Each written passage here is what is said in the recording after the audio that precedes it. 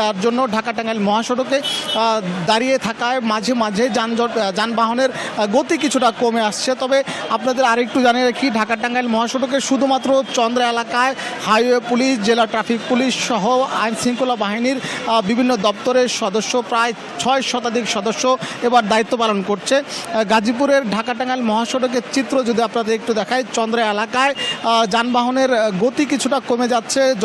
যাত্রী যারা রয়েছে, উত্তরবঙ্গগামী যাত্রী, তাদেরকে লক্ষ্য করা যাচ্ছে। মহাসড়কে হেঁটে হেঁটে গণপরিবহনে উঠার একটি যে প্রবণতা, সেই প্রবণতার কারণে গণপরিবহনের কিছুটা ধীর গতি লক্ষ্য করা যাচ্ছে। তবে আইনশৃঙ্খলা বাহিনীর সদস্যরা ঢাকা টাঙ্গাইল মহাসড়কে যানজট নিরসনে এবং যাত্রীদের গন্তব্যে পৌঁছে দিতে নিরলসভাবে কাজ করে যাচ্ছে। ঢাকা টাঙ্গাইল মহাসড়কে সকাল থেকেই গণপরিবহনের চাপ কিছুটা বৃদ্ধি পাচ্ছে, তবে বেলা যত গড়াচ্ছে গণপরিবহনের চাপ আরও কিছুটা বৃদ্ধি পাবে। ঢাকা টাঙ্গাইল মহাসড়ক হয়ে এবার উত্তরবঙ্গের প্রায় 22টি জেলার ঘরমুখ মানুষ ঢাকা টাঙ্গাইল মহাসড়ক হয়ে তাদের গন্তব্যে পৌঁছায়, অর্থাৎ নারীর টানে বাড়ি যাচ্ছে।